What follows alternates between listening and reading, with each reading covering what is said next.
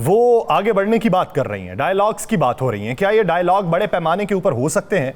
और अगर ये बड़े पैमाने पर होंगे तो इसका इंपैक्ट क्या देखने को मिलेगा? ये जो इस वक्त सियासत के अंदर पोलराइजेशन बहुत ज्यादा हो गई है, क्या इसके अंदर कमी वाकई हो सकती है? और मुल्की सतह के जो लीडर हैं उनका किरदार इसके अंदर क्या रहेगा? और बिलखुसूस मियां नवाज शरीफ साहब, जो काफी अरसा खामोशी इख्तियार करने के बाद और अगर कहीं दिखाई देते थे तो पंजाब के होने वाले जो इज्तिमात थे उसमें दिखाई देते थे, या पार्टी पॉलिसी के हवाले से अगर कोई गुफ्तो शुनीद होना होती थी तो उसके अंदर वो हिस्सा लेते थे। लेकिन वो मुल्की सतह पर अगर सामने आए हैं तो इसके पीछे अब मंतिक क्या है? क्या आगे बढ़ने की बातें जो हैं वो तेज तर होती चली जाएंगी? क्या कोई हल निकल पाएगा? इसी बारे में बात करेंगे। पाकिस्तान मुस्लिम लीग नून के सीनियर रहनुमा मियां जावेद लतीफ़ साहब ने हमें ज्वाइन किया। मियां जावेद साहब, बहुत शुक्रिया आपके वक्त का। मियां जावेद लतीफ़ साहब, सबसे पहले बात तो ये है कि अभी मियां नवाज शरीफ साहब ने जो मौलाना फजलुर रहमान साहब से मुलाकात की और जिसमें हमें यह देखने को मिला कि सदर की साथ वाली नशस्त के ऊपर वजीर आजम नहीं थे बल्कि मियां नवाज शरीफ साहब थे। क्या समझते हैं कि मौलाना को कायल कर लिया जाएगा? मौलाना गुफ्तु शुनीद से राम हो जाएंगे या फिर कोई और हरबा आजमाना पड़ेगा? नहीं, देखें, शुक्रिया आपका, मगर मैं ये ज़रूर गुजारिश करूँगा आपसे कि हरबे इस्तेमाल करते करते तो मुल्क की बर्बादी हो गई।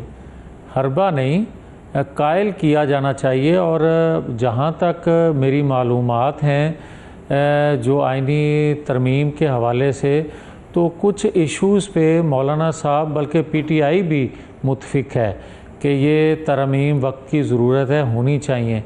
और दूसरा मैं ये ज़रूर अर्ज़ करूँगा कि बदकिस्मती से 77 सालों में जब भी पाकिस्तान पटरी पे चढ़ता है, उसकी मईशत के हवाले से हो, सियासी इस्तेहकाम के हवाले से हो, दुनिया में अपना एक खोया हुआ मकाम हासिल करने के लिए हो, तो बदकिस्मती से पाकिस्तान के अंदर एक मनसूबाबंदी से इंतशार शुरू किया जाता है और करवाया जाता है, और उसका खमियाजा कौम भुगतती है, रियासत भुगतती है। आज फिर आप देख लें कि माशी लिहाज से, सियासी लिहाज से नहीं अगर तो कम अज़ कम इस्तेहकाम के हवाले से कुछ अच्छे इशारे मिल रहे हैं। तो अगर वो अच्छा नज़र आना शुरू हुआ है इन्वेस्टमेंट के हवाले से, मईशत के हवाले से, महंगाई के हवाले से, तो फिर नवाज शरीफ यकीनन इसीलिए एक्टिव हुए हैं कि चलें जो भी पीछे हुआ अगर उसको दरगुज़र करके आगे बढ़ा जाए। मगर पाकिस्तान अगर सही डगर पे फिर से चलना शुरू है, उम्मीद पैदा हुई है अभी, तो कम अज़ कम सबको कंसेंसस से आगे चलना चाहिए। मियां साहब, आप हमेशा कहते हैं कि सहूलतकारी जारी रहती है। क्या अब सहूलतकारी ख़त्म हो गई है? आप समझते हैं कि सहूलतकारी ख़त्म हो गई है और मामला सीधे डगर पे चलने लगे हैं? नहीं राना साहब, मैं बड़ा क्लियर हूँ, सहूलतकारी कोई ख़त्म नहीं हुई। सहूलतकारी मुख्तलिफ़ वक्तों में मदम हो सकती है, फ़ास्ट ट्रैक पे चढ़ सकती है, मगर जिस सहूलतकारी का आप ज़िक्र कर रहे हैं वो सहूलतकारी बदस्तूर कायम है। भले जनरल फैज़ हमीद गिरफ़्तार हुए, वहाँ से सहूलतकारी या जिस शोबे से तल्लक रखते थे, जो उनकी जहाँ ज़्यादा असर सूख था वहाँ सहूलतकारी कम हुई होगी, मगर जस्टिस साकिब निसार जहाँ एक्टिव हैं वहाँ सहूलतकारी उनको मुयस्सर है। तो आप ये समझते हैं कि अभी भी सहूलतकारी अगर मुयस्सर है तो सहूलतकारी का कला कमा कब हो सकता है? देखें, सहूलतकारी जब तक ख़त्म नहीं होगी, पाकिस्तान आइन कानून के हवाले से ट्रैक पे नहीं चढ़ सकता। और बदकिस्मती ये है राना अज़ीम साहब कि ये सहूलतकारी एक वक्त था कि पाकिस्तान के अंदर मुख्तलिफ़ क़ुव्वतें मुख्तलिफ़ पसंद की सियासी जमातों को देती रहीं, शख्सियात को देती रहीं। जिस तरह का मैं ज़िक्र कर रहा हूँ बार बार, को 80 की दहाई में परवरिश लिया गया और उसके बाद वो इतना ताकतवर बना दिया गया कि फिर बार बार कराची में अमन कायम करने के लिए ऑपरेशन करने पड़े।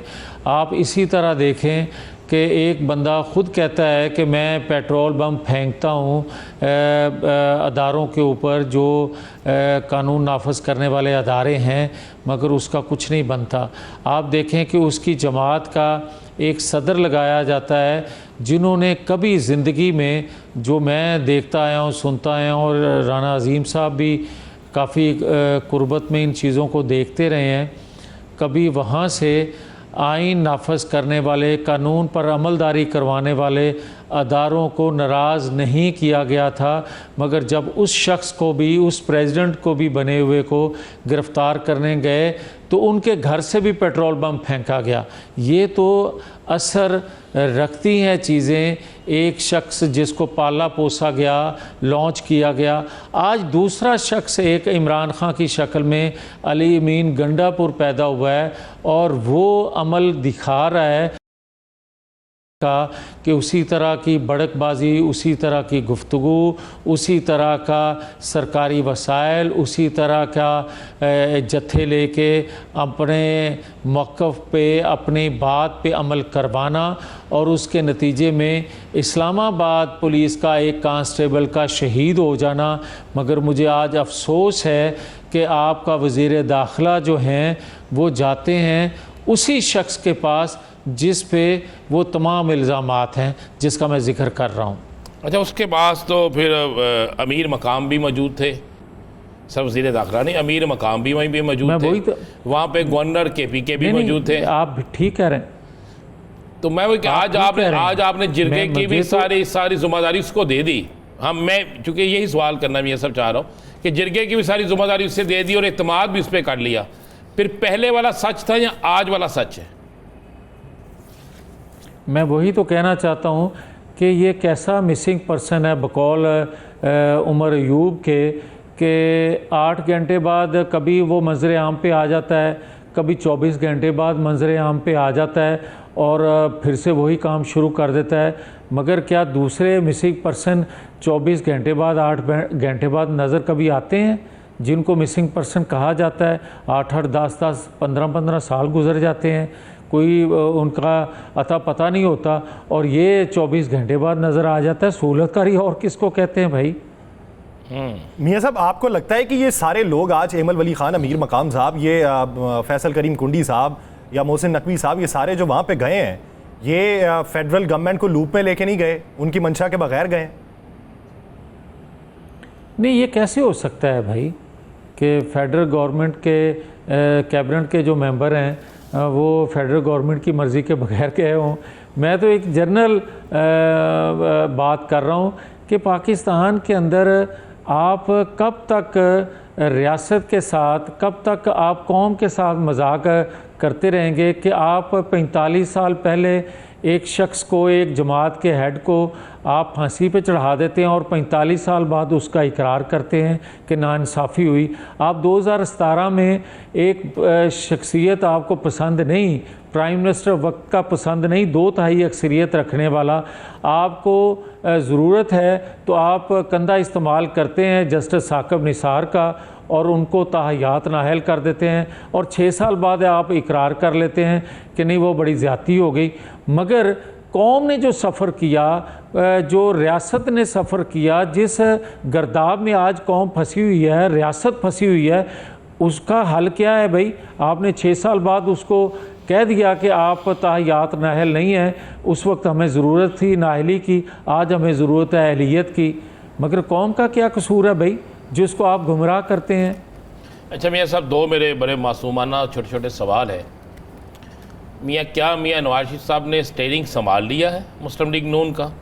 और दूसरा कि मियाँ साहब वज़ीर आज़म के पक्के उम्मीदवार थे और मियाँ साहब मजबूत उम्मीदवार भी थे, मियाँ साहब इश्तिहारी में भी थे और आखिरी दिन आपको पता है कि बाकायदा अखबारात के इश्तिहारात और पूरी तैयारी थी। मियाँ साहब वज़ीर आज़म नहीं बने, मियाँ साहब को बनाया नहीं गया, या मियाँ साहब समझते थे कि अब बनने का फ़ायदा नहीं है? मेरे 2 जो सवाल है ज़रा अगर इसका। देखें, ये तो जहाँ तक मुस्लिम लीग के स्टीयरिंग की बात है, वो मुस्लिम लीग के प्रेसिडेंट बन चुके हैं, यकीनन कमान उन्हीं के पास है। अब दूसरा सवाल जहाँ तक है प्राइम मिनिस्टरशिप का, तो मैं बड़ा क्लियर हूँ कि 21 अक्टूबर तक तो मियाँ साहब के ख़िलाफ़ साजिश उस तरह नहीं हो रही थी। 21 अक्टूबर का जलसा और मियाँ साहब को, नवाज शरीफ साहब को कौम से जिस तरह तवक्को थी, कौम ने उससे बढ़ के उनसे अपनी मोहब्बत का इजहार किया मीनार पाकिस्तान। अब कौम को तवक्कुआत थी कि जो हमारे मसाइल हैं जो 5-6 साल में बढ़ गए हैं, नवाज शरीफ साहब उनको ड्रेस